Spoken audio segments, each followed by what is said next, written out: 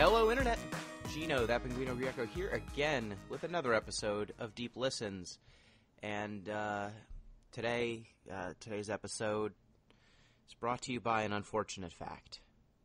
In this year's Giant Bomb Community Endurance Run, I was in something of a fundraising contest with frequent guest of the show, Chris ZombiePie Redacted, and I was outraised.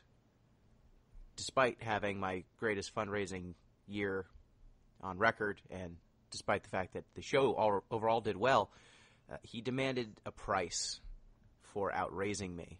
And the price that he demanded was that I play Hatoful Boyfriend, the Bad Boys Love ending, which is a secret ending that you get when you see enough of the other pigeon dating. So I did that. I dated the birds that were required to find out why bad boys love. Which means I'm joined today by a guest. Hello, guest.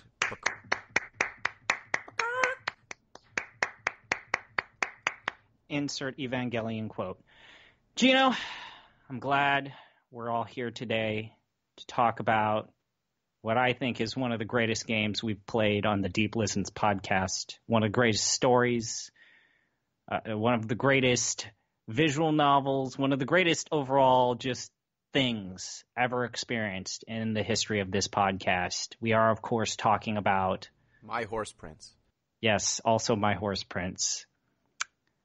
So under normal circumstances, we usually never re-review a podcast game that's already been talked about, but there's two reasons why we are doing this. One, I played Hatoful Boyfriend as part of my Sunday stream, my final stream for the Giant Bomb Community Endurance Run, and I reminded myself that there is stuff in this secret ending that Gino talked about and complained about that kind of addressed his concerns and complaints about the lack of world building in the game, and we needed to do the world a service and show how wrong he was. Also, let's just make it clear, Gino was not the underdog of the last Giant Bomb Community Endurance Run, even though he keeps saying he was the underdog. He was the 4-time reigning champion, and I was the underdog. I am the champion. I am the people's champion of the Giant Bomb Community Endurance Run. So that's the clap back. Yeah, yes, you are the people's champ. You did a great job. You raised a lot of money for charity, and this is all very commendable. And that's why today it's another episode of ZP. Unprecedented re-review of a podcast game. That's why it's another episode of ZP Made Me Do It. And this time it's Hatoful Boyfriend's Bad Boys Love ending. So before we get started, we don't have any feedback because no one knew that this was happening. Because I kept it hidden. Because I didn't want it to happen. Hey, it's not like we played something and then realized late in the game that we couldn't record a podcast, otherwise we'd be on a government watch list. We don't talk about that podcast. That didn't happen. So, we don't have any feedback, but if you wanted to send us feedback, you could do so at DeepListensPod on Twitter, deeplistens.libsyn.com. We've got comment sections, and deeplistenspodcast@gmail.com. And we also now have a Patreon that helps keep this podcast going as we tune it up and bring it up to higher levels, even higher levels of quality. And by going and supporting us at patreon.com/deeplistens, you gain access to our Discord, where you can listen to ZP talk about Hatoful Boyfriend all the time. But not only that, we talk about other things. Like food. And Final Fantasy.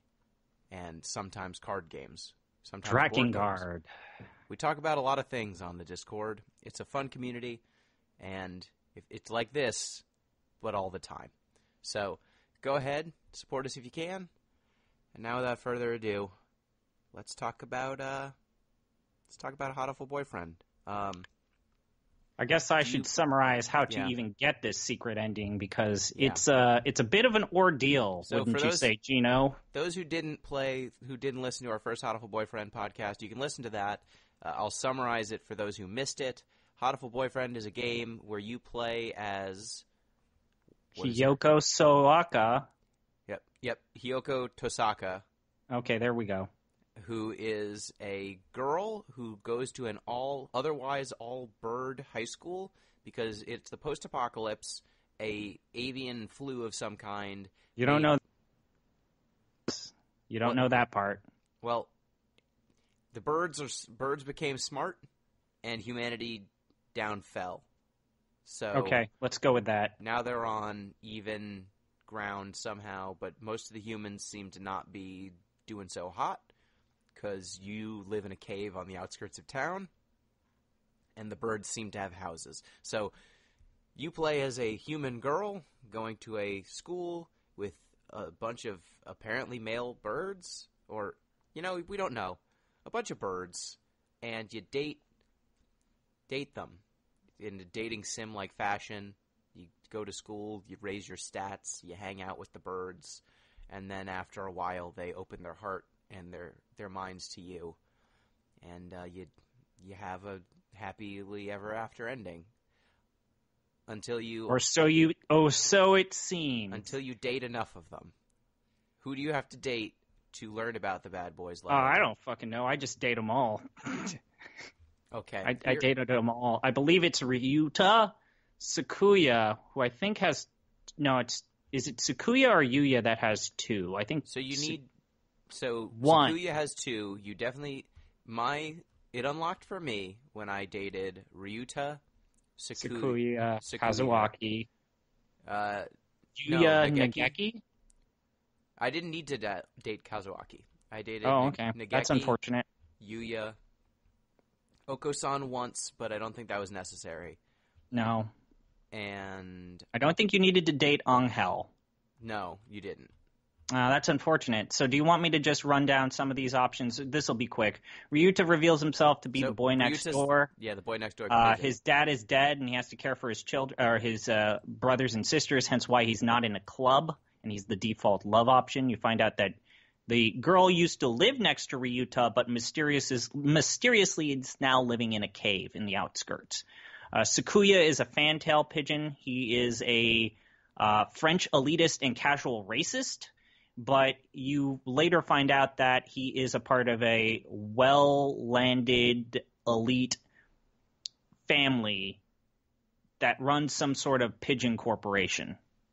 And he's the heir presumptive for that pigeon corporation.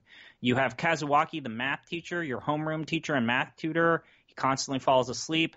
You later find out that when you try to date him, he refuses or rebuffs you. He says that there's someone from his past that he's still waiting for or cannot get over, which you find out who that person is.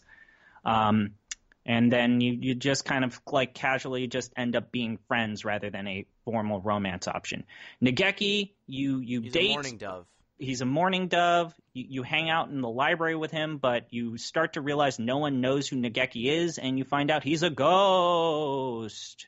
He's actually cursed to haunt the school, and you find out why he's a ghost and why he's there.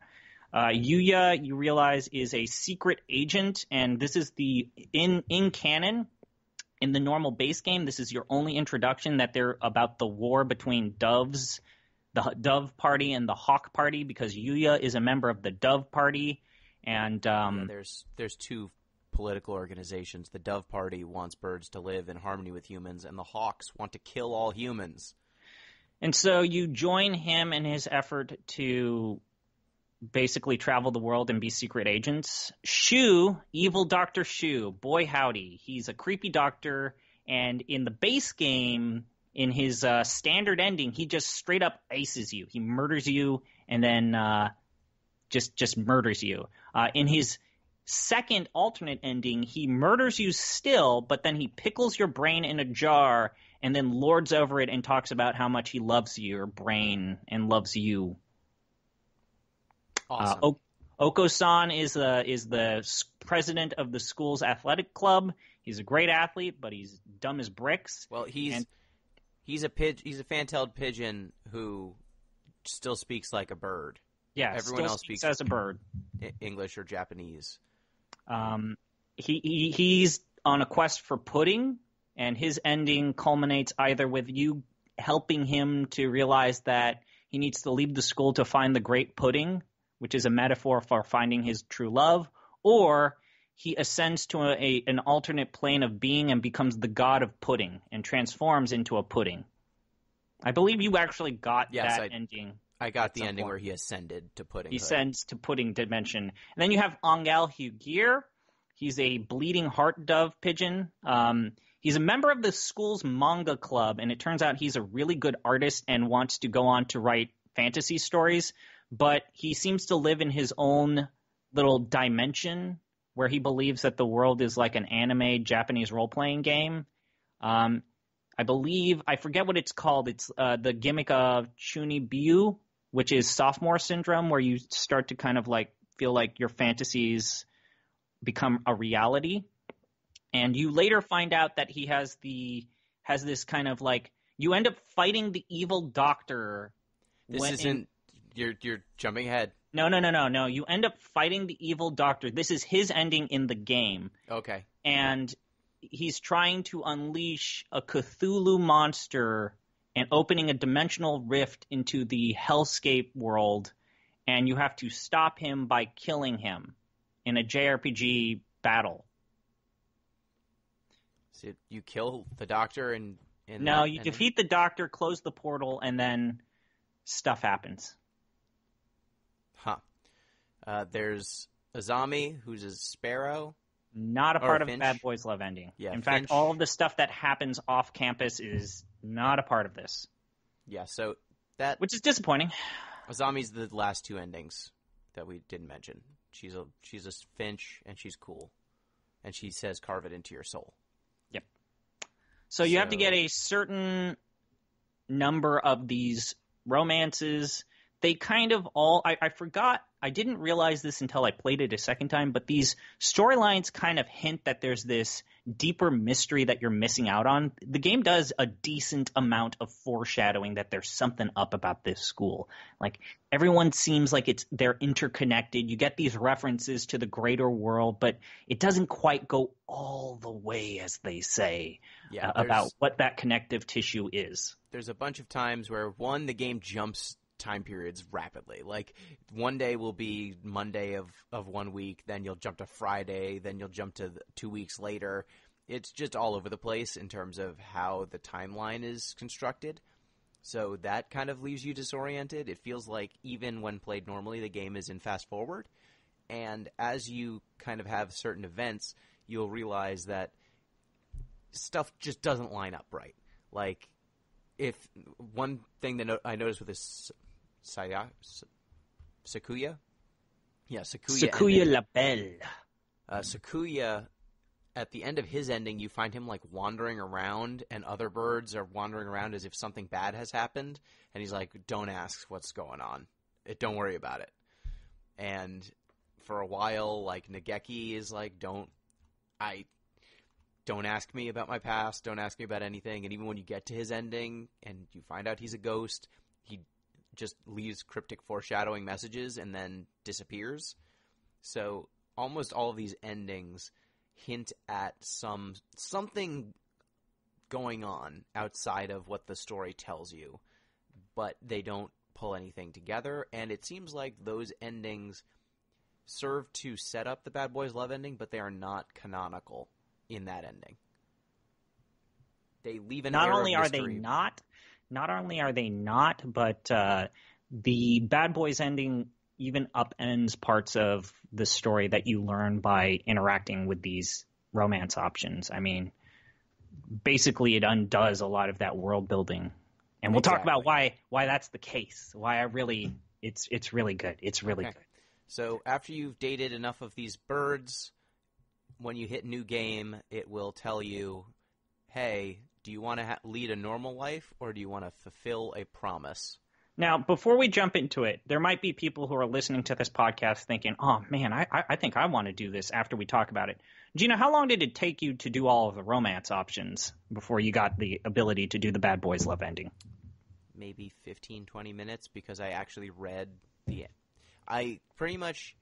You used a guide, which is the right decision. Yeah. I played the game once or twice correctly at normal speed. Then I looked up a guide, looked up each of the ones that I needed to do, and then I just hit fast forward on everything except the ending cutscene, basically, for each of the storylines, because each of these characters, it cannot be emphasized enough, is a cookie-cutter anime stereotype. Which we've talked about why that is the case on the previous podcast, but long story short, this is supposed to be a commentary about how rote and formulaic visual novels are. Yeah, so you don't need to listen to all the little scenes here and there. When they go to the maid cafe, it plays out like every other anime sequence with a maid cafe, except they're birds. The dialogue is pretty much the same as it would be in those other situations. The hijinks are the same. It's all the same garbage. So now, the only parts that matter, I think, are like the final cutscenes and maybe a scene here or there where the writing shines or some plot holes are filled in to prepare you for the Bad Boys Love ending. But now, most of it is completely skippable and repeated. Yes. How long did it take you to finish the Bad Boys Love ending? Well, because I was reading everything, I'd say about 2 hours. So I want to point out that it's basically... like, some of these endings in this game are at most 10 to 15 minutes, even if you played them legitimately. They're very quick. The Bad Boys Love ending is like half the game. Yeah, and it's worth mentioning there are fewer choices in the Bad Boys Love ending than in the other endings. So you actually have to play way less. It's mostly just a visual novel at that point. And the choices that you do make, should you mess up, it can be punishing.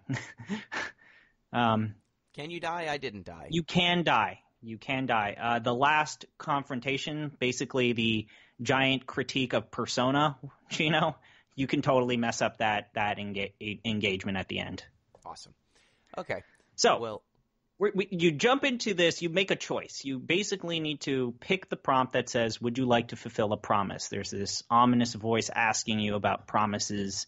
And for the most part, this game starts with that inner mystery, and then it continues to just play out like the normal game. The game's usual female protagonist enters a school populated by pigeon. Some of that initial world building at the very beginning, same thing.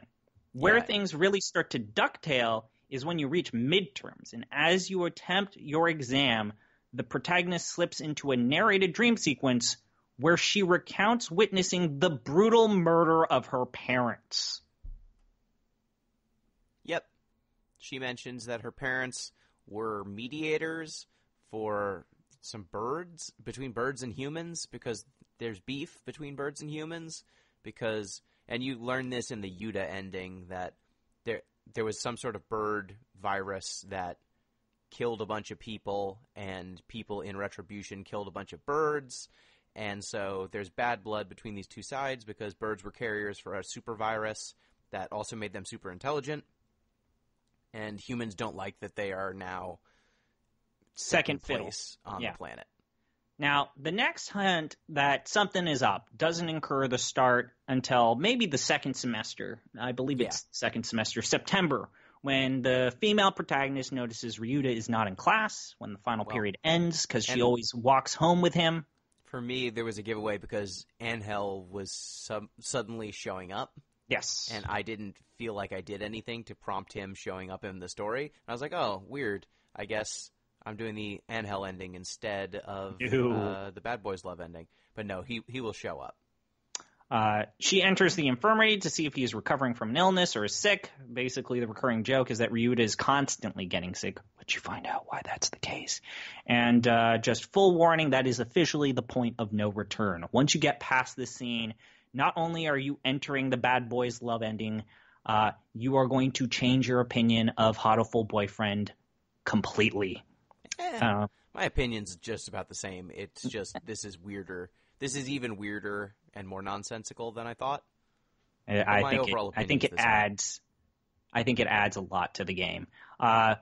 Then, in what can only be described as the kind of big holy shit moment, is you now control the game from the perspective of Ryuta.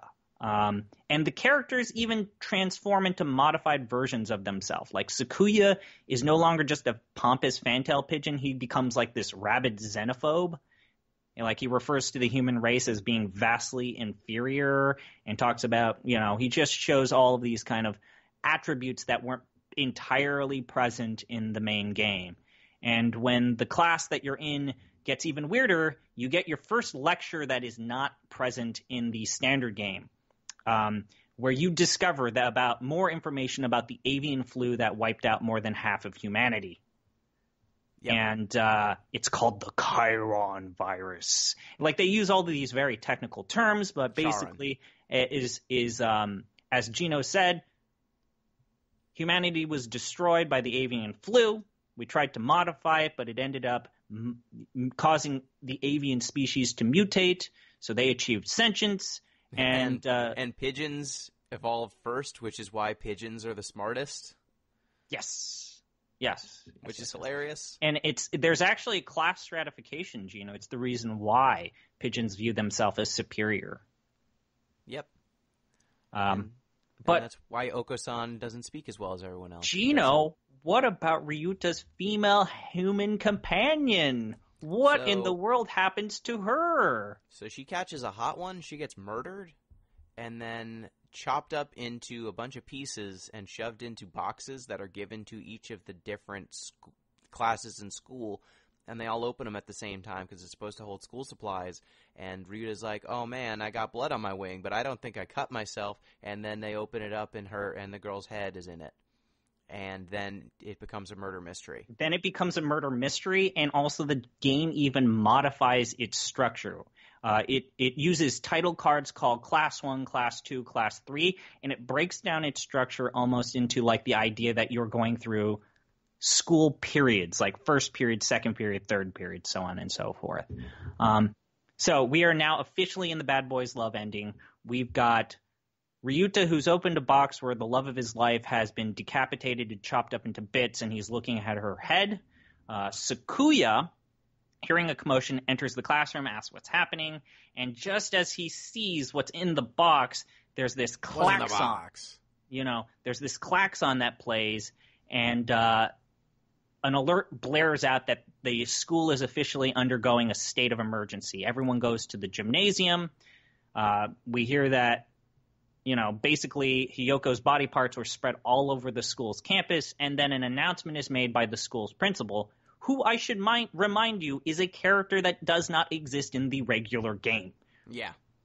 The principal shows up, and he's some sort of fancy bird, and you find that the school, while you're in the gymnasium, a dome has dropped over the school? Or risen up around the school? Cement dome. It's unclear how the dome gets there, but a dome surrounds the school. Ryuta, and Sakuya. They now become our ciphers of the story. The primary character usually is Ryuta. There's a brief moment where you control the game from the perspective of Sakuya. It even changes the interface. Maybe you didn't know this. Ryuta is purple and Sakuya is yellow. Yeah, I noticed that.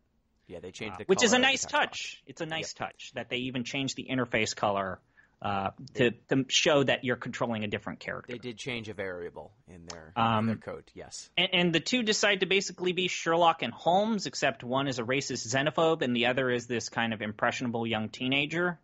They encounter the box that previously had Hiyoko's head. It's empty. Uh-oh. But not that bad, because when Yuya pops out of nowhere, who is Sakuya's half-brother, he reveals that Hiyoko's corpse is in the school's chemistry lab, and the doctor is conducting a formal autopsy. Things you expect to see in a school. And the doctor who you totally trust. Yes. Now, before going to the lab to seeing how the autopsy is being conducted, Yuya encourages you to meet up with the school's custodian, a, quote, Mr. One. And here again, we not only enter a level that we don't see in the base game, it has an accompanying soundtrack and a character that you've never seen before. It's a parakeet. It's a parakeet. There's a brief point where you see Mr. One during Yuya's storyline, but he doesn't get a name. You don't see where he is. And the song that plays when you're in Mr. One's, like, home, quote unquote, is actually one of the better songs in the soundtrack. It is, and I did enjoy that his office is just a Japanese living room that's somehow attached to the school somehow. Yeah. He just lives in the school, I guess. He just lives in the school. They've got a tatami floor. It doesn't match anything. This game's all over the place, so sure, why not? Sure, why not? Mr. One encourages us to explore the headmaster's office, but we decide to check out the chemistry lab where the creepy doctor is conducting his examination. Well, we also check outside for the dome, and we find that there is an emergency latch, but it is closed. Oh, yes. I'm sorry, I forgot that part. Completely circumscribes the school. So we're stuck in here. Everyone's trapped. Now, we end up going to Dr. Shu, who is busy kind of reassembling Hiyoko's body, and Ryuta asks that Kazuaki make sure that Shu isn't up to any funny business, because we don't trust him. Now, there are repeated moments where Dr. Shu is either directly antagonizing Ryuta or providing his quote-unquote hints. It's very obvious that Dr. Shu knows something about Hiyoko's murder that he is not telling us, or Ryuta, or Sakuya, which means that he's probably withholding information? Yeah, he says, if you want, at one point, it's the first cryptic thing he says to you. He just says, to solve the mystery, just keep going. There's no choices, basically. You just need to keep moving forward. And he repeatedly says that Ryuta has missed something, or that the story has been presented to him, like it's being given to him. Or that he's a liar. Or that he needs to think or use his head. There's a lot of metaphors from him about heads and brains. It's not a metaphor. He's just like being evil and cryptic. He's being evil and cryptic. It turns out the character who's evil and cryptic in the main game is actually evil. He's still evil. I mean, there's no point when he's not evil. Well, in the epilogue, but we'll talk more about that. Now, they go back to the dome. It proves to be impenetrable. There's an exit latch that you can go. But unfortunately, as you're kind of exploring, you end up going to, like, I think the headmaster's office. Yeah, you try to open it. The door's locked. And as you're trying to open it, a Silent Hill-looking monster attempts to murder you. A scarecrow. It's like a mechanical robot scarecrow. It looks like something pulled from Silent Hill. Does it? Yes, it's actually kind of a scary monster. No, it's not. Yes, it is. It's unlike anything else you see in the game. That's true. I mean, yes, compared to most of the other things, other than the just existential dread of a world where this human lady is trying to date birds, outside of that sheer terror, this is the weirdest looking thing in the entire game, other than the basic premise of the game. Okay. Now, the game then jump cuts to Class 2. Luckily, this bloodthirsty abomination that's roaming the school campus is super slow. We're able to outrun it. Also, you're birds and can fly. Yeah, you're birds and you can fly, but I don't think we ever see the birds fly. We don't. Well, there's one scene where we see them fly, but then there's a consequence to them flying. But how do the birds carry things? I don't know. That doesn't matter. How do the birds use weapons? Remember when Mr. One gives you a taser and he's like, okay, I'll go ahead and put this away. It's like, what the fuck? The birds use guns sometimes, and that's not how... What do they hold it in? Do they hold it in their wings or with their little feet? I don't know. Do they fly and shoot? I like how Kazuaki even cracks a joke that, oh man, I'm glad I didn't see an evil monster because I'm the type of bird where we just fly directly up and I'd hit the wall and die. I probably, like Kazuaki and other birds make references that if they get scared, they'll just fly into a window and kill themselves. Yeah. And they're birds with normal bird lifespan. It's not great. And then there are like verbal puns where like adjectives and verbs are completed with the word birdie, like some birdie. Yeah, and it's like, you can't be doing these jokes while we investigate a murder. No, you can though, because it's this game. So you escape. You go back to the chemistry lab. You escape. You go back to the chemistry lab. They say we did not autopsy. She wasn't. She died of asphyxiation, but without signs of drowning or strangulation. So she had to be poisoned. And Shu states her body was dismembered after her death. But how would he know that part? because the time of death or something. Yeah, he estimates that Hiyoko died yesterday, the day prior to this horrible event, and he conveniently conjures an alibi, basically absolving him of being the primary suspect of the murder, because Yuya backs him up that he was indeed in the infirmary. Yes. So you go back to the gym. You go back to the gym, and you start kind of conducting interviews, although immediately you go to Oko-san, who testifies that he did not see Hiyoko leaving school yesterday, but he did see, and I quote, a blood-stained interloper. Yes, which there's a character, Angel, who's a dove that has a bleeding heart dove. So that's the one. So they return to the janitor's office. They bump into Yuya again. They start to interview and interrogate Yuya, who claims that he's also encountered the Scarecrow. So the Scarecrow is not just a figment of our imagination. And Yuya is kind of cagey about any questions related to him or the evil doctor. He backs up the doctor's alibi and states he was with him all day yesterday. Even though Yuya and even Sakuya have their doubts, they go back for I don't know why, but they end up going back to the library. Oh yeah, that's right. They go there for the very first time to see if there are any remaining students.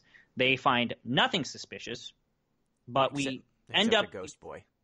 Well, that's not coming up. We end up experiencing our first dream sequence. All right. Okay? So this scene is interesting because it's told from the perspective of Nageki, and Nageki is asking if something horrible has happened, and he's talking to someone that is not yet revealed to us as the audience. So we jump back to the chemistry lab. We collect the key to the headmaster's office. Yuya assures he'll watch over Shu to make sure that he's not going to do any funny business, because Kazuaki wants to attend us to the headmaster's office. We get there. We discovered the headmaster is dead. Yeah. Shu rushes into the office and announces that not only is the principal dead, he has died of a very similar type of poisoning to Hiyoko. There are now 2 bodies. There's now 2 dead bodies in this campus. And you also find a locked file cabinet. We are officially in period 3. Thank you very much. Class 3. We start to investigate. There is a file cabinet. And what's the problem with the file cabinet, Gino? It's locked. Locked file cabinet, and there's a console on the desk of the principal that has a password, and you can't open that either. So you go back to the janitor's office, and Mr. 1... Oh, wait, there's a brief moment where Dr. Shu confronts you. He gives you another hint. 1, he chastises Ryuta for not hearing out his previous hint, and he teases him further by providing another. He tells Ryuta, this is a mystery, and I quote, that does not require you to use your brain. Yes. Yes. That's actually the quote. That's later in the quote that I read. Yes. That to solve a mystery, you just keep going. You don't need to use your brain. So you go to Mr. 1. He reveals 2 things. 1, for some reason, the file cabinets in this school are programmed to explode if you jostle them around too much. And 2, he doesn't know how to hack the console on the headmaster's office, but Yuya is luckily an electronics wizard and can probably hack it. Yeah, so he gets you a key to open the file cabinet. No, it takes time to find the key for the file cabinet, but yeah. You attempt to see if Yuya is in the lab, and then the Scarecrow monster appears yet again and separates Ryuta from Sakuya.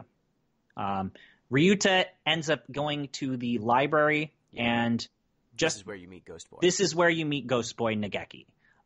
You have an awkward, kind of funny little awkward introduction. He's like, I've never seen you before, and Nageki doesn't know how to react because he's not used to talking people, because so far in the story, Hiyoko is the only person for like the past 5 years who has talked to him.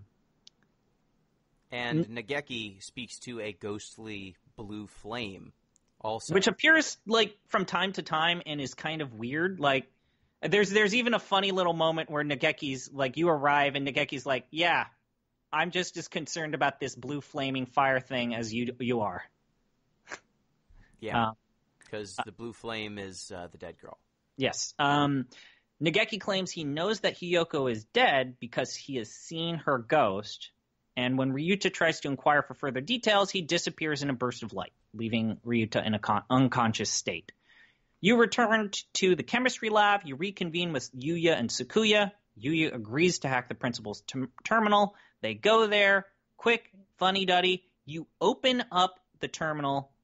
You push the button, and it opens the latch. But oh no, the latch will only remain open. What is it, like 30 seconds? It's 15 minutes, and then you're going to fly out to see what's going on, and instead, two unnamed classmates who are useless but are useful for a storytelling reason, they try to fly through the open door because they want to be free, and they are shot immediately. And their corpses fall back down to the school, and they are riddled with bullets. So it turns out you're trapped in the school, and if you try to leave, you'll get shot. And yep. Yeah. So you're just like totally demoralized because your only way of getting out now results in instant death. Hoping to get access to those school's restricted files, they return to Mr. One. And at this point, Sakuya and Ryuta are just fed up with Mr. One's kind of like mysterious musings, and they demand to know his identity. And he happily obliges. Gino, what is Mr. One's real name? It's something JB. It's Leon JB, and what is he? He's this massive agent. He's a secret agent and leader of the Dove Party. His character introduction screen is amazing. It's great. It's a parakeet with its wings all spread wide, or a cockatiel with its wings spread wide, and his name... It plays anime-ass music. Yeah, it does. And I thought he's the top agent of the Dove Party. He's not the leader. Sure, whatever. I don't care. He's a massive agent. Yeah, he's an agent. He gives you a massive key. He gives you a massive key that's basically a skeleton key. He gives you a crash course on the difference between the Hawk and the Dove Party, which we've already talked about. He gives you a stun gun. And he gives you a stun gun, which, again, how is he carrying this stun gun? He gives it to Ryuta. Where is he putting this stun gun? How do they use it? They're birds. It's fine. Whatever. Who cares? So you read over the records. You discover kind of several surprising facts about the school and its enrollment of Hiyoko. One, they deliberately sought out Hiyoko because she had a resistance to all forms of the avian flu. Two, they felt like her graduation would further the Dove Party's agenda, and they even were hoping for cross-species romance. Three, they found out that as a promise that nothing bad would happen to her, they talked to the representatives with humanity and said that should Hiyoko die, the school would surrender its students to humanity as a blood sacrifice. Yeah, A real win-win. You like kill you a do. representative of humanity, humans get to kill hundreds of innocent avian school children. Unclear if it's hundreds. It seems like it's only like 10. But the school seems pretty empty other than your crew. But how many visual novels have you played where it turns out that you are en route for a blood sacrifice to the remnants of humanity? It's not 0 anymore. It's 1. It's not 0, but this is, yeah.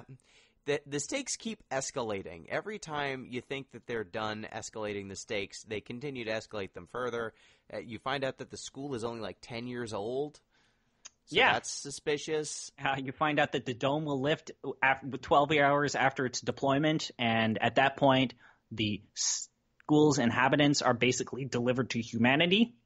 Yeah, basically, all of the humans will surround the dome with guns, and then we'll kill everyone as soon as the dome opens. We return back to the library in hopes of finding out more about the school's history. And probably my least favorite part is you end up needing to find the correct school encyclopedia. Because there's the game spends this really long time kind of laboring that one library is missing one edition of the encyclopedias. The other library has too many of the same one. Yeah, one has 2 copies of 6, and the other it turns out there's another school that we learned about. Nageki tells us that he's trapped in the school because he killed himself, and so he's trapped in the school. He can't leave because his clock stopped here.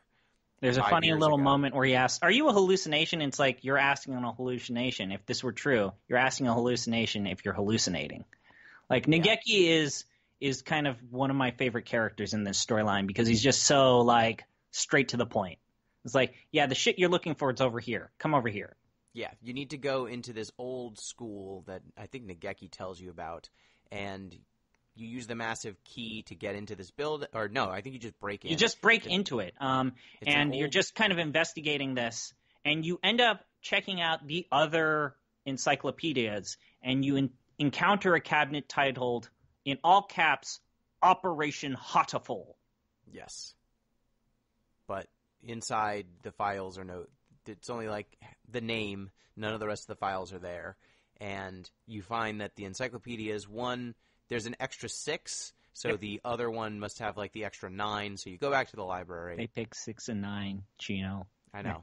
I know they did. Oh, but the Scarecrow attacks you. And no, he doesn't. You think it's the Scarecrow. It's Angel Higiri. All right. And Angel, I cannot preface enough that Angel is a parody of Square Enix protagonists. Like, everything he says is just the best, greatest, like, anime just nonsense. Yeah, he talks about the dark spores and the root of evil. And there's even a reason why he can detect dark spores. Like, we learn about that, too. But in probably one of my favorite moments of the game just turns into a Japanese role-playing game. And you have to defeat Angel by selecting the correct battle prompts to lower his HP to 0. Yeah, that happens. And then he's in your crew. I love spouting Angel. nonsense, but is always correct. He's always correct. Like, Angel is also, like, willing to break character, even though you can kind of tell that he hates it. Like, he hates breaking characters. It's like, what do you mean by you met the person carrying the blue spear of righteousness? It's like, I saw Hiyoko yesterday. Yeah. Yep. And every time he breaks character, it's great. But it's great. It's right. He will make like this long sign. It's like, yeah, I was in the infirmary. Yeah, I like anime. It's like, didn't you say you wanted to make a manga? It's like, yeah, I'm working on it right now.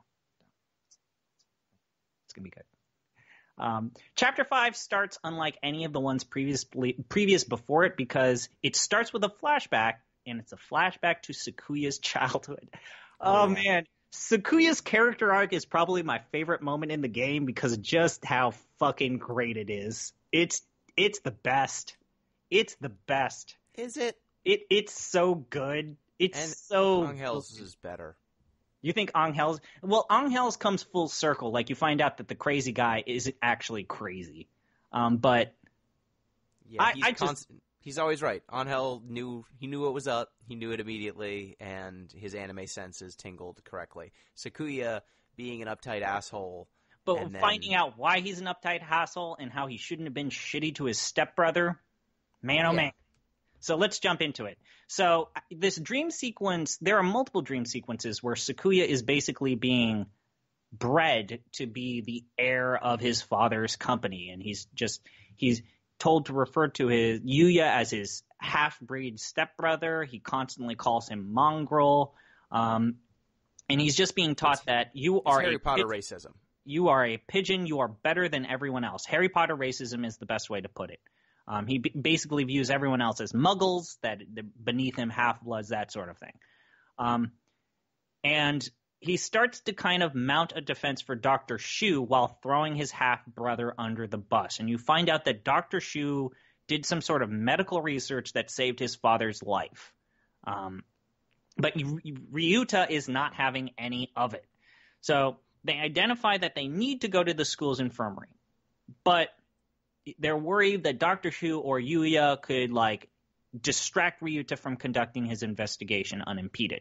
So Sakuya goes to the chemistry lab to try and distract Shu and Yuya, and Ryuta is going to go to the infirmary. Unfortunately, only Dr. Shu, Angel, and Kazuaki are there. Yuya is absent. But goodness gracious, Angel's interactions with Dr. Shu are just amazing. He tries to pick a fight with him. He's constantly breaking all of the items in the laboratory, and he's like making all of these anime quotes, like talking about how he's the origin of the dark spore. Yep, it's great. Right. He's the quote embodiment of pure evil. Yep, Doctor. And he calls him, like, Dr. Wine... Wallenstein. Wallenstein. Yeah, he doesn't call him his name. He calls him a different, more ominous-sounding name.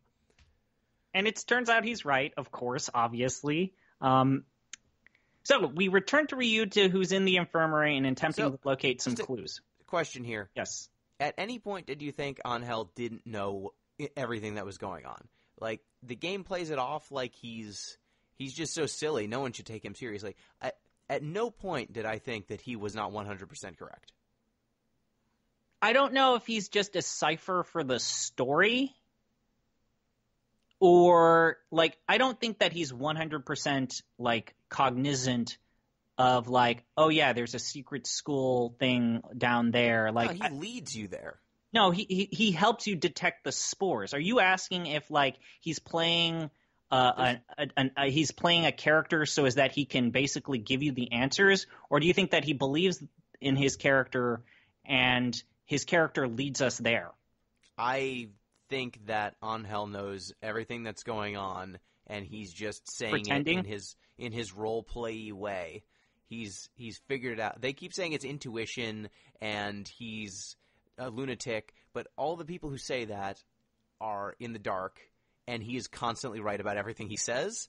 So I just had a hard time playing the game, believing that he might be expressing himself in a kind of fiddly anime way, but if he were to just say the answer, the doctor would probably ice him. And so he's playing an anime character to prevent the doctor from icing him. All I'm saying is I get what they were trying to do with him. Like, he's so ridiculous. Oh, but it turns out maybe he's up to something. But at no point in playing this game did I think he was anything less than 100% correct and 100% the protagonist. So I hadn't thought about that prospect, and you know what? It just shows you that Hatoful boyfriend's got depth. It's got a lot of ambiguity here. We've got a lot of, like, moral gray characters here. It's got some totally hidden morally depth.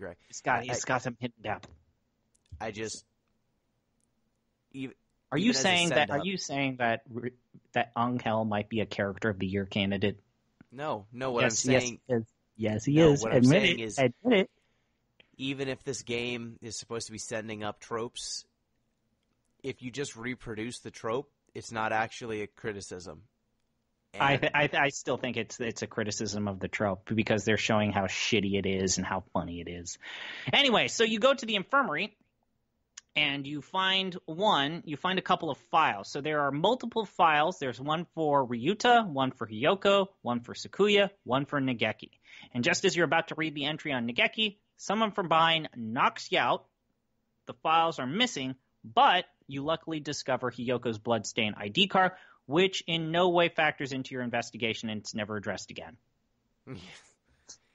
So immediately after that, you take the ID card and accuse Shu of killing Hiyoko because you found her bloody ID card in his office, basically. He denies killing her. You end up going to Yuya. The Scarecrow reappears. You reconvene at the janitor's office.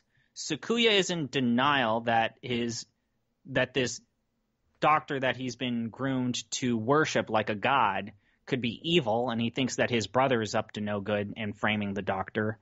And you end up taking control of Sakuya, who stealthily leaves the janitor's office while Ryuta is writing notes in the janitor's office. And he starts to kind of, brown nose with the doctor before accusing him of being an accessory to murder. And it's at this point that Shu says that he does not denying being involved with her death, but does say that he was not the cause of Hiyoko's death. Well, he was not the murderer, he says. Not the cause. He just says, I didn't kill her. Well, there's an earlier scene where he makes the case of, I'm paralyzed on my left-hand side, so I couldn't...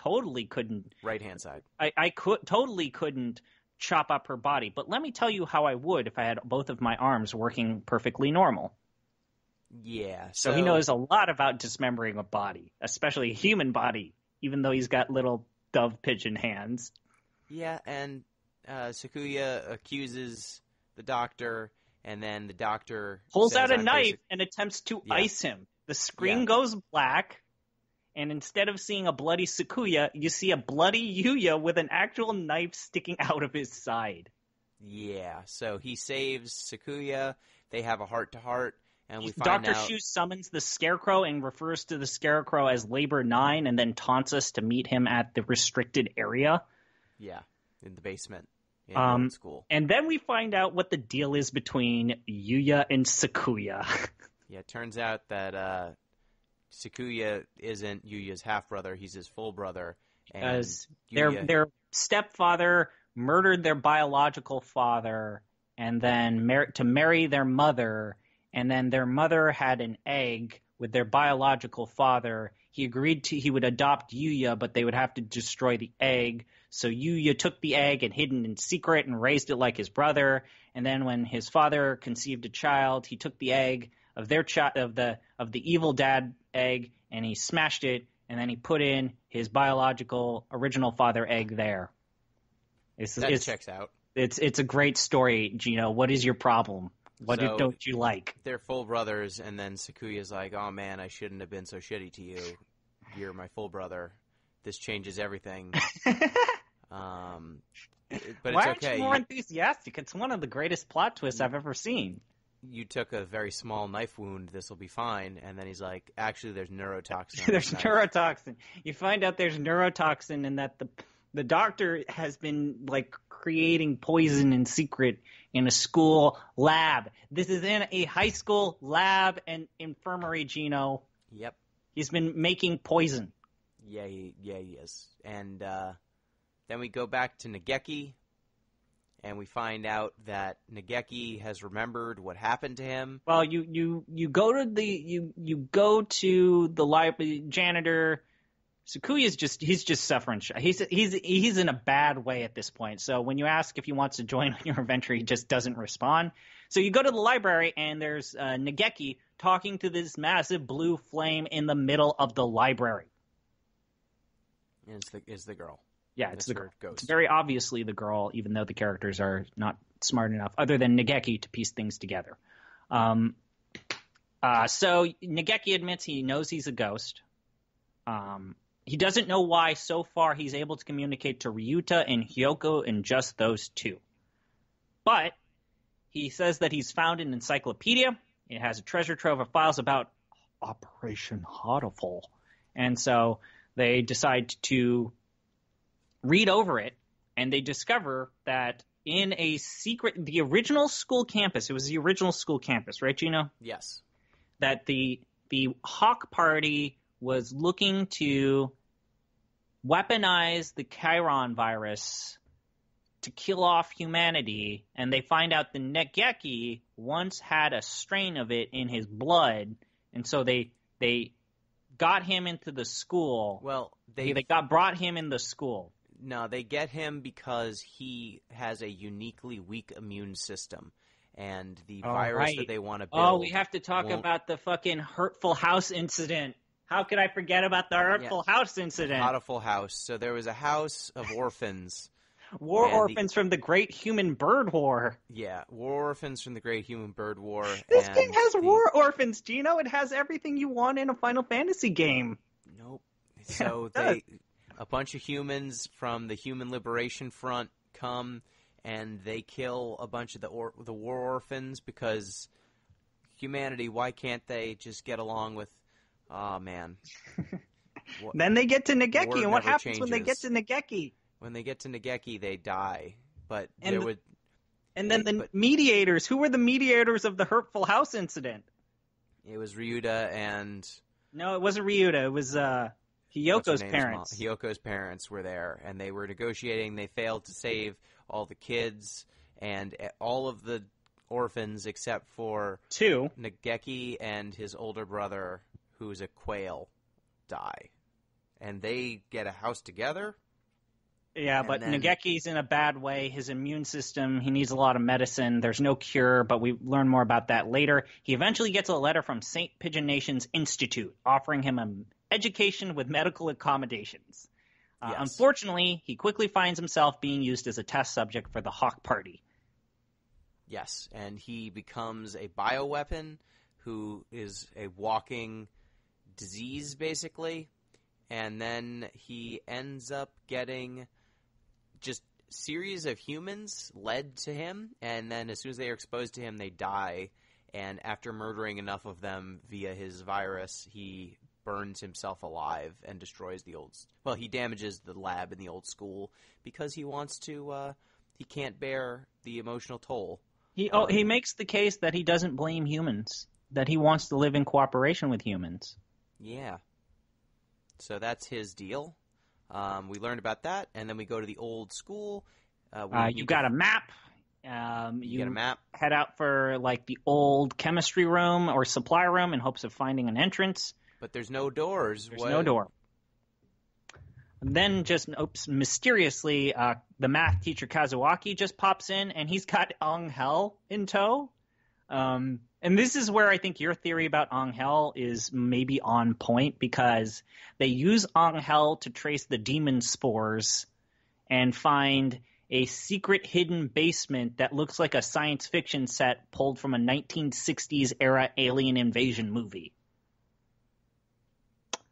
They are eventually attacked by Labor 9, but luckily they notice a nearby fire hose and spray the monster with water and toss the stun gun they got from Mr. 1 and shock the robot to, I guess, death. Yeah, I think it's also worth mentioning the secret lab is behind a mirror, and they find it because Angel smashes through it because he detects the presence of spores behind it. We then jump cut back to Sakuya, who's still mourning the death of his brother. He's in this kind of catatonic state. And then the childish Oko-san comes back and gives him a heartwarming pep talk. He has a very childish notion of death, but he admits that he understands the idea of death, and he encourages that Sakuya should go help the people that he loves, because that's what... He's got to keep moving. He's got to keep moving. That's the reason why he's in the track club. It's just such a heartfelt moment. Is it? It is. Okay. So he talks up Sakuya. Sakuya goes, you encounter evil Dr. Shu, and then he has his moment where he reveals everything that's going on. There's a real weird moment where you kind of read over some files and basically it says that every student in St. Pigeon Nation's Institute has a weird quirk. Angel's his ability is that he has the ability to create hallucinations. So I think that's why I disagree with you, Gino. I think that Angel is living hallucination. He pulls other people into his fantasies. That is his power. I hate that this school is just the school from Evangelion. Yeah. I hate it. I love it. I love it. How can you hate that part? They have special abilities. I hate that they all have special powers. They're all very special children. They are the first children's. I hate that. I love it. I also hate that at the end of this, it is all very straightforward.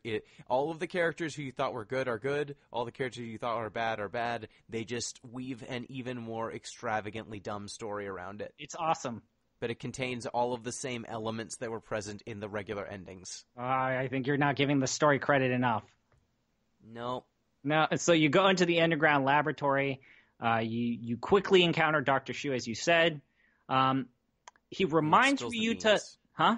He spills the beans. He reminds Ryuta, though, Gino, that he only mutilated Hiyoko and was not the cause of her death. Yeah, it turns out that Ryuta, the boy who's always sick, was Nageki. He's the new Nageki. He carries a bad virus that kills humans, and he killed Hiyoko by being near her. She's suffocated to death because he has the Chiron virus. Is it Charon? How's it pronounced? Charon virus in him. And he is now a biological weapon. He's got the Wonton virus. Then in what I can only describe as one of the most shocking moments in the game, Shu redirects us to the Scarecrow, and he lifts the burlap sack covering the monster's face. And Gino, what's under the burlap sack? Does he lift a burlap sack? Yeah, he lifts it up. I didn't see that in my version of the game. What? He pointed out that there was blood coming out of the head, but he didn't. Yeah. So you don't know what Labor 9 is? No, I know what it is. He tells you that Labor 9 is this. They built a bunch of horrible robot bodies. But Labor 9 is actually Hiyoko. No, I know. I was getting there. Okay. There are a bunch of horrible robot bodies that, because birds are birds, they needed more useful bodies to do manual labor for them. So there were a series of robots, but the problem with the robots was they needed human brains to work. And so they were considered morally dubious. But he built one anyway because he's an evil doctor. And the brain that's powering the scarecrow that's been chasing you is Hiyoko's, and she's disoriented and her personality is damaged because she died. But she used to be in there still, and she... So when then that means, her, she's dead, the dead. robot was just trying to be all up on Ryuta because she loves him, but she didn't know she had a robot body. I don't think that that's necessarily the case. All right. I wish that was better and like something that you It could reminds me actually of the discern. Abominable Snowman in the old Bugs Bunny cartoons. Yeah, but I also don't understand why she would take orders from the evil doctor. Because there is a romance option where you get to date the doctor. That's not the one that we were in, though. Now, you might be wondering why a scientist would go to such great lengths to weaponize a virus and put a human brain in the body of a robot. Well, rest assured, my dear children, quiet, my dear children, because Hatoful Boyfriend has an answer for you. So we flash back to the hurtful house incident where Hiyoko's parents are mediators and they're murdered by the extremists, but moments after the massacre, we see a young little childish Hiyoko, child version of Hiyoko and Ryuta, and they cross paths with an unusual stranger and promises to grant them any wish they desire. And they wish for a world where birds and humans no longer fight, and then the mysterious stranger walks away. And we find out it's none other than Dr. Shu. Turns out Dr. Shu believed that the only way to stop birds and humans from fighting was to murder all of humanity, because then technically there won't be any more fighting because one of the sides will be dead. Now you want to talk about like an Evangelion connection? Yeah, that's Gendo. This is ripping off a lot of other things. Lampooning. That's Dr. Gendo. Sure is Dr. Gendo and what he ends up doing in the last couple of episodes of Evangelion. Yeah, so that's his deal. No, there's a lot more. There's also more. We've got to talk about how we find out why Ryuta has the virus inside of him. Yeah, so he's been slowly giving Ryuta drugs to make him more susceptible to viruses so that his immune system's always down. So that's why he's been getting sick, and he's doing this because in the past studied. You're going a little ahead, but it's okay. We can go back. Keep going. He was rivals with Ryuta's dad, and Ryuta's but they were dad, friends, Gina. They were friendly rivals. He was the only friend that Dr. Shu ever had. Yeah, so they were friend rivals. They were frenemies, and he died. His rival friend died and said, "Look after my son if you see him."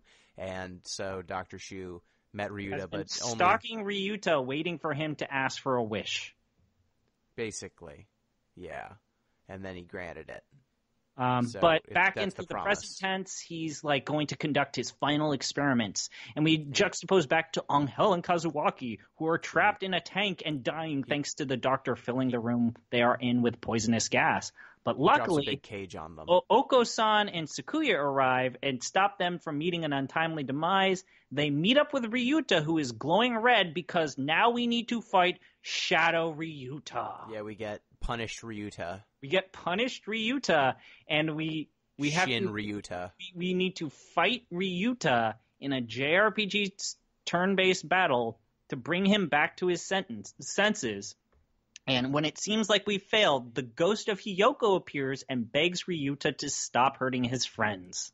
Yeah, because the doctor gave him some sort of virus that made him super strong and cost him his mental faculties. But then Angel uses his power of mind manipulation to snap Ryuta out of it. He snaps him out using magics. And then we defeat the bad guy, Dr. Shu. But who we find out is actually named Suma Issa. But then, just when it seems like the doctor has surrendered and admitted defeat and calls an end to his evil plot, Mr. Leon shows up and has all of the entire student body in tow.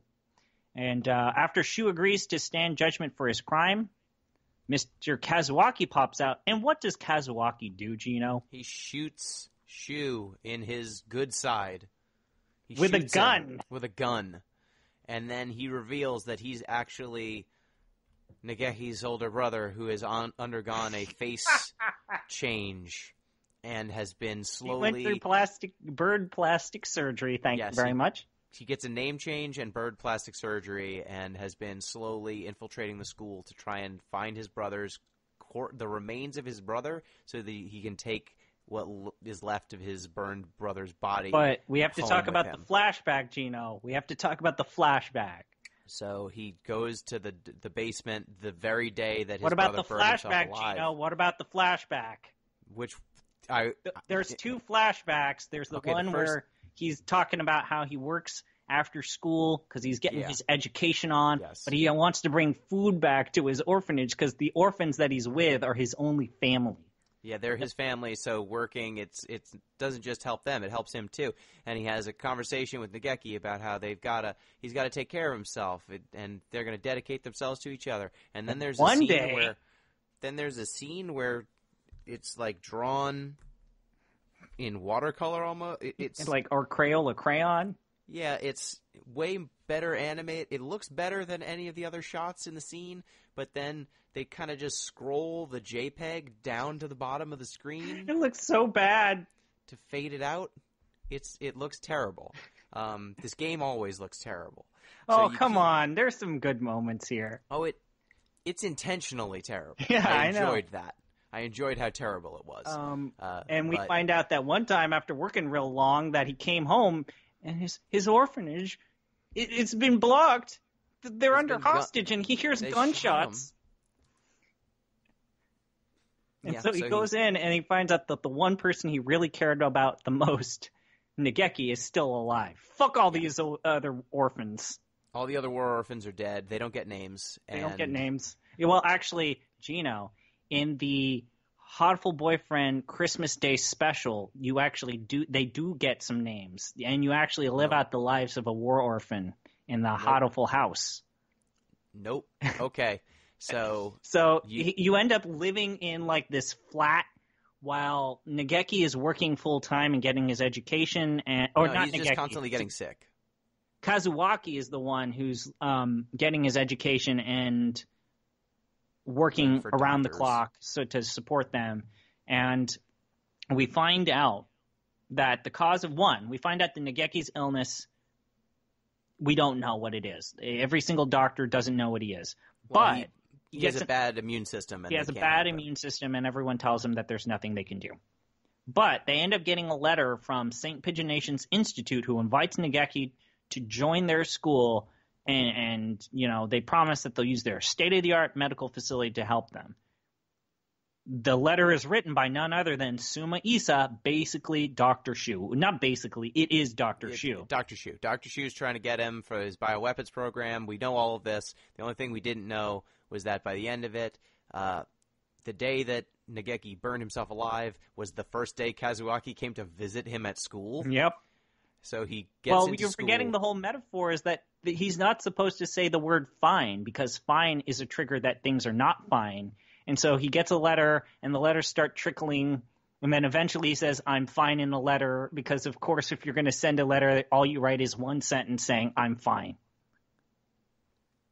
Yeah, so he goes to the facility, red alert, facility's on fire, there's doctors, running out of the facility, and they're, on fire, and he gets to talk to Nageki once, and he says he needs to disappear.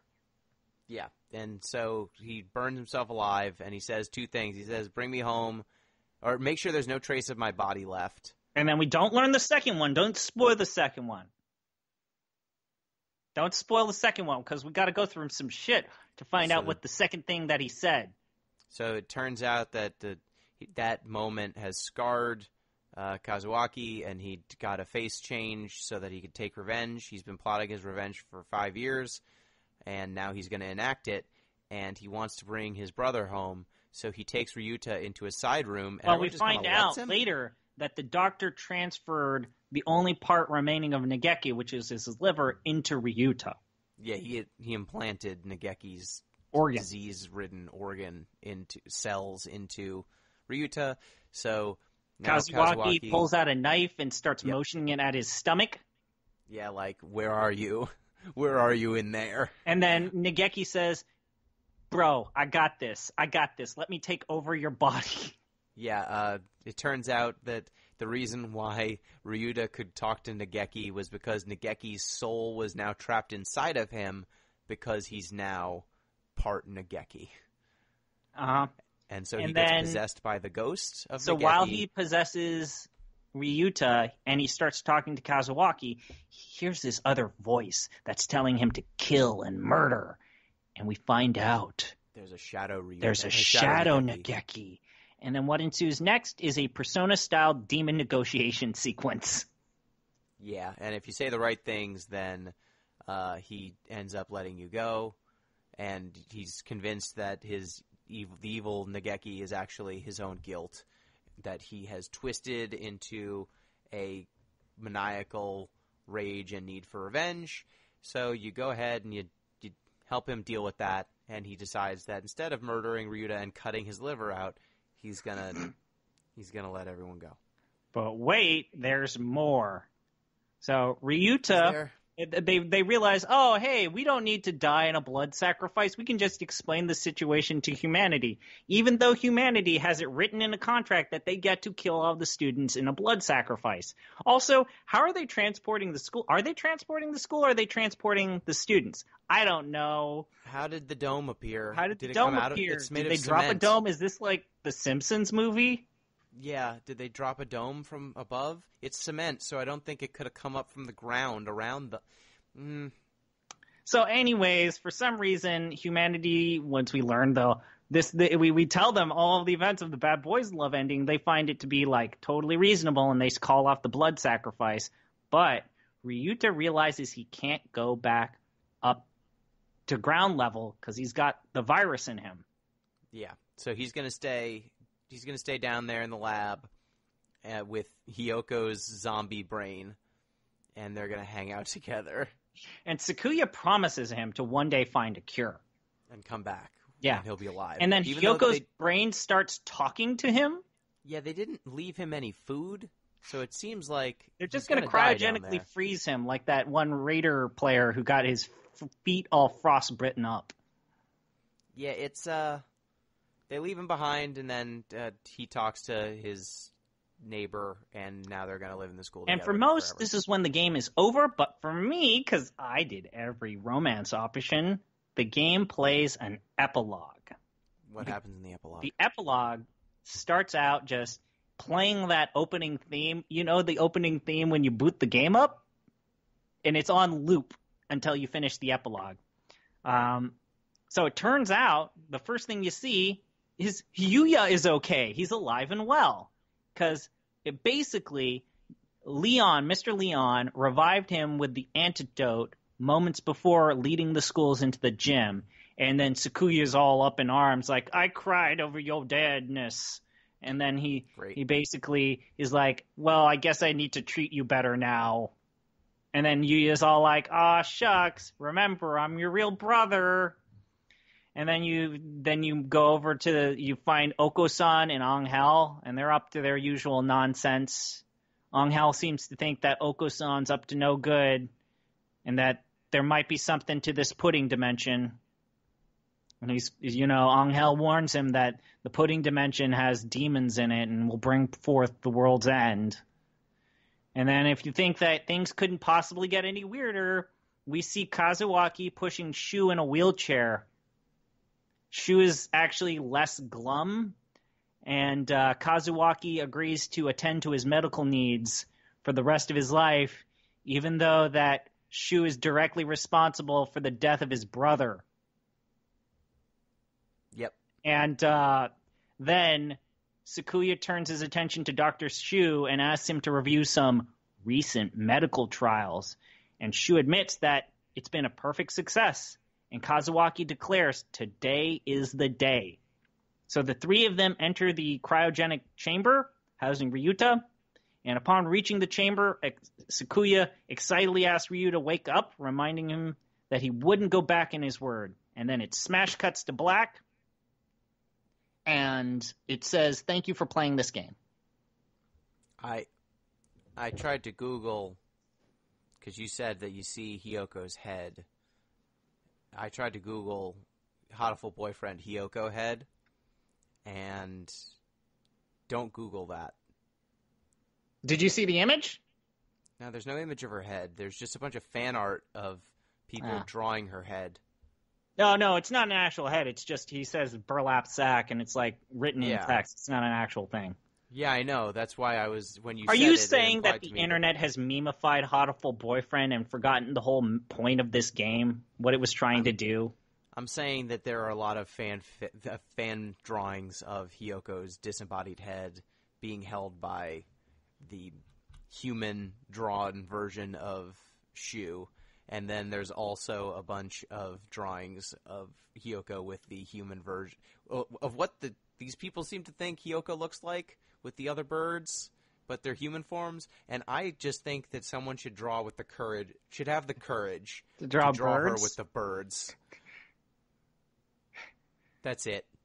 Okay. That's my last thought on Hatoful Boyfriend. So let's just say that this is one of the greatest games ever made. It's great. It's fine. Then why is this game number 2 on the ZP Made Me Do It list? It's fine. It's a fine visual novel. I would just say that the Bad Boys Love ending is talked up quite a bit. Yeah, and with good reason, because it's amazing.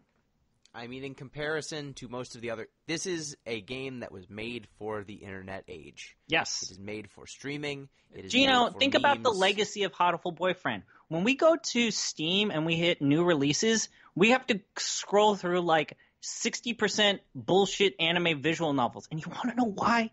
You want to know why? Because of Hatoful Boyfriend. Hatoful Boyfriend was played by PewDiePie, Danny O'Dwyer, our own websites, dating game feature. And you know what's the bullshit thing about this? Is they're perpetuating a lie. They're lying to us, Gino. Hatoful Boyfriend isn't interested in telling you wacky stories about romancing an endless supply of anime tropes. Hatoful Boyfriend is the realest shit in the internet. And I actually like the fact that it has every aspect of Evangelion while also having the hostility and apathy, creator apathy of Evangelion. That's the best part of Hatoful Boyfriend. Like, Hatoful Boyfriend hates you. Hatoful Boyfriend hates the fact that you want it to be some bullshit anime visual novel. It hates the fact that you expect that. It hates the fact that you want more of that. It just straight up hates you.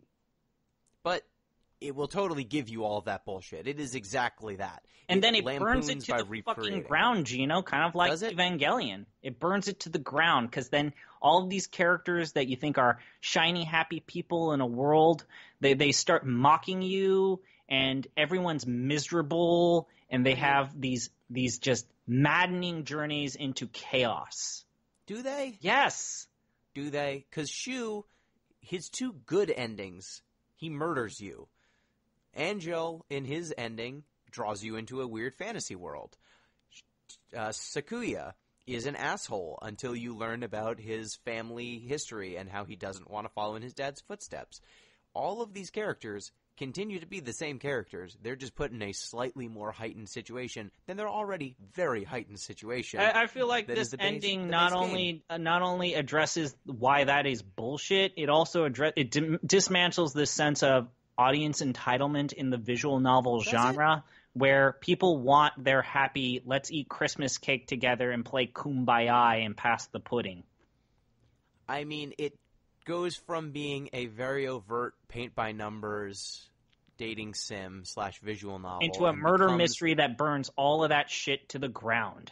It becomes a murder. It just changes genre, but the characters behave the same way. You watch them survive one miserable circumstance to another, and like all these charming, happy characters are thrown into sad and depressing situations, and few, if any, of them get a truly happy ending.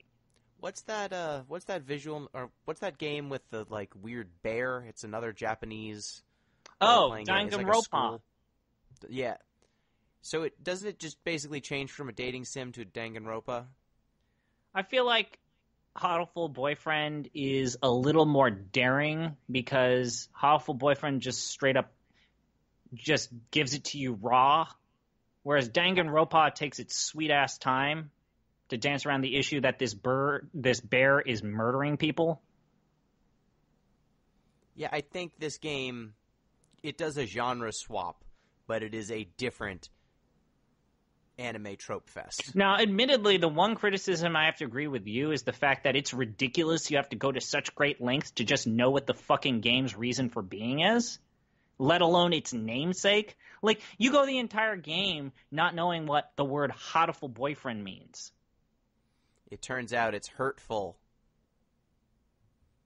So I think that we need to just call out Danny O'Dwyer, PewDiePie, Abby Russell, Ben Pat, all of these people who keep telling us that Hatoful Boyfriend's some sort of schmarmy dating game. You're wrong. We're putting you on blast.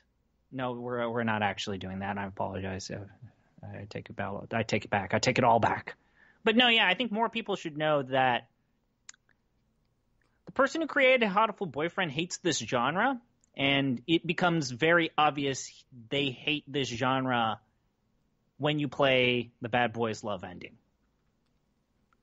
Like, they hate the fact that they're writing this game. They hate the fact that they have to do this. And yet they do. And that they do. Now we've played it. And so that's the Bad Boys Love ending. I would say my big takeaways here are that... It was worth it. It was worth it. The genre swap was enjoyable. I liked putting these zany characters in this situation. However, I would say that the actual execution of the genre swap only works in that they just keep heightening the stakes over and over and over again. Yeah, great. But it's mostly just nonsense. Yeah. And none of the scenes... If as absurdist comedy, it works. And it works, and that's fine. You're someone who's just finished Evangelion. Yeah, and I hated it. Don't say hate. Don't say I didn't hate. like it. I didn't like most of it. Say you don't like the way that the story unfolds, but you respect it creatively. I respect the animation. I respect certain episodes. I respect some of the voice acting work. Hell yeah. The like scenery and the sound design. Like, there's a bunch of things about that show that are very well done. The plot is not one of them. Oh, come on now. Now you're just being mean-spirited. You're being mean-spirited here. The plot's bad. No. Are you going to say that the plot of Hatoful Boyfriend is bad? Yes. Why? How dare you? Why is it bad? Why is it bad? Yeah, how dare you? It gives you everything that you think you want in an anime visual novel, and then it reminds you why what you want is bullshit.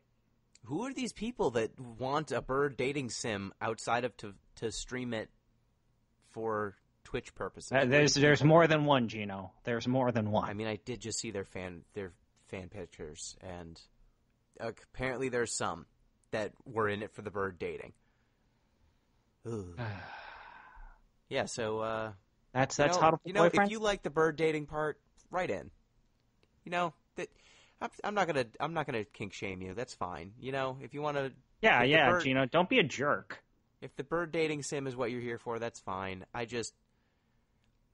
a certain point, you've gone to 11. This game starts at 11, and when it kept ratcheting things up, I thought it was funny, and that kind of worked for me. But when I think of it as if this was supposed to be a send-up or a critique, they missed the mark.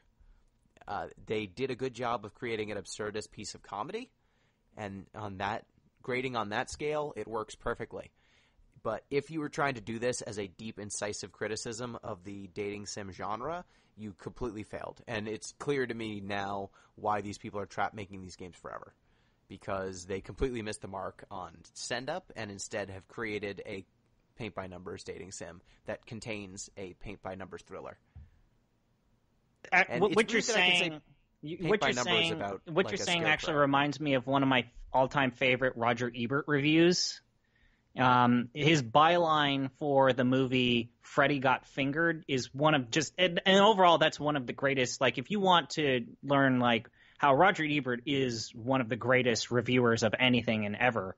Like his byline was, "The day may come when Freddy Got Fingered is seen as a milestone of neo-surrealism, but the day may never come when it is seen as funny." Yeah. So basically this game, the day has come for this to be comedy, high-level surrealist comedy, but there will never be a day when this is biting criticism. And I think it's glorious, because this guy's making these games. Yeah, they fucked up. It turns out they didn't do a good job of lampooning. You need to be more disrespectful of the people who are playing this game if you want to really... That's the nicest thing you've ever said about Evangelion, Gino. No. Not that far? I don't think that's a good project either. No, because... No, we're not talking about Evangelion here. Okay. But I guess we'll just remind people of the ZP Made Me Do It tier list. We have in the good, quote-unquote, good list, FTL, Hatoful Boyfriend. Now, I will say that I love Hatoful Boyfriend, but nah, son. I'm not ranking it above FTL. Pajama Sam 1, Pajama Sam 3, Pajama Sam 2, Mist, Riven, Bionic Commando. Those are the good games that are still worth playing. Yes. I forgot to ask if you're putting Bionic Commando in the okay, you should still play it, or the shit tier. No, it's okay. That game plays fine. And it's actually kind of interesting as like a commentary of B tier games back in the day. Yes. The shit tier is My Horse Prince, Mobius Final Fantasy, Jade Empire, and Nekopara. Yep. You should not play those games. Those are bad. Don't play those. Now I guess Mobius that's it. Seems like it's getting better. I don't know. It is actually getting legitimately better. They're creating combat systems where you can like merge cards together to like make fusions. It's pretty cool. Okay. Well, when season 2 comes out, legitimately, I will contact you. We'll play it a little bit, and we will see if it's worth. Although I will say, Gino, I have officially hit the point at which I can either pay money to continue the story, or I can grind for like 3 months and then be able to progress the story. I hit the wall. I wanted to know if there was a wall. There's a wall. Excellent. Speaking of Final Fantasy, Gino, do we want to make an announcement? Yeah, the next Final Fantasy game we will be playing following our exciting conclusion of Final Fantasy XII will be Final Fantasy II, the second one. The real second one, not Final Fantasy IV. Yes, not Final Fantasy IV and not Final Fantasy XII Revenant Wings, the sequel to Final Fantasy XII. Get out with that jazz. I ain't We're not playing that for a while. Nope. We'll see. We didn't play Dirge's Cerberus after finishing 7, and we didn't do Crisis Core after 7, so we're mainline numbered Final Fantasies, other than when I can trick Gino. I would much rather play the bad first-person / third-person shooter or the bad weird action game than the RTS that is Revenant Wings. It's an RTS on the Tower DS. Defense RTS, if I seem to recall. Kind of. Anyways, Gino, which version of Final Fantasy II are you playing? I'm playing the PS1 remaster. Gino, what version of Final Fantasy II am I playing? The NES version, because you hate yourself. Because I hate myself. That should be a quickie. I don't know when we'll get it out. Probably maybe a month from now or so. Yep, but that few weeks to a month. Yeah. We're going to finish it. And that'll be a few off-week podcasts. I'm going to power through it as quickly as I can, and we will record a podcast as soon as we can, but it will at a minimum be 2 weeks after this goes up. So, God, I might need more time, Gino. My version of the game is slow. Just hit the button that makes it go fast. You have a button that makes it go fast. My button, I don't have a button that makes it go fast. I have to just play it on my Vita. It's fine. We'll just remember to punch. Have you had your characters punch themselves in the face? I punched myself in the face real hard. Good. Keep doing that. A Final Fantasy II story. So, thank you, listeners, and thank you, ZP, for introducing me to this wacky, weird game. I'm glad I played it. I'm glad I know now. This reminds me kind of when my wife and I were dating. She was into Harry Potter. I was not. because as someone who grew up with a PlayStation, I had played Final Fantasy games before I had been exposed to Harry Potter, and that was my canonical fiction that I considered like the driver of my imaginative life at that point. And at the beginning of Harry Potter, a lady turns into a cat, and I was like, I'm done. That's stupid. That magic's dumb. In this game, when you do magic, it shoots fireballs and lightning. Turning into a cat doesn't excite me. So I just said, nah, I'm out. But growing up for years in our age bracket, that meant a ton of Harry Potter references, and because I had made a hard choice, I felt I needed to just completely disrespect Harry Potter at every turn. But when my wife and I would talk about it, she would say, hey, you need to at least give it a chance. You can't just talk shit about something without knowing what you're talking about. It's disrespectful, and it's not academically rigorous. And I was like, you're right. And so I read all of the books, and from that point on I said I was glad that I read them because now I know exactly the ways in which Harry Potter is bad, instead of just kind of throwing nonsensical attacks at it based on seeing bits and pieces of the movies. Now I know most of Harry Potter is pretty good. The problems are books 2 and 3. 1, 2, and 3 because they're children's novels, and they have bad pacing. So Harry Potter 2 is my favorite Harry Potter book. That's the worst one. No, it's not. I mean, Prisoner of Azkaban's the worst one. They're all...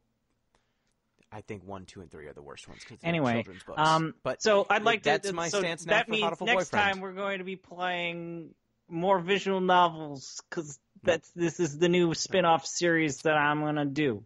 We're gonna play nothing but visual novels. Nope. Well, one of these days I will pick a game and it will be good. Playing Hatoful Boyfriend is like when I read Harry Potter because now I know exactly how it's bad. I don't have to. Oh, come on! There's kind of some anime visual novels that are actually good. I'm sure there are. I'm talking about Hatoful Boyfriend. I now know about it. I read it or I played it. Now I can't unplay it. And that's all I can say. So thank you, ZP, for letting me know what the internet's been memeing about. When they cry. But okay, I'm here. Bye-bye. So thank you, listeners. Reminder, you can support the show at patreon.com/deeplistens. You can get in touch with us, send feedback at deeplistenspod on Twitter, deeplistens.libsyn.com. We've got comment sections, and deeplistenspodcast@gmail.com. Till next time, peace!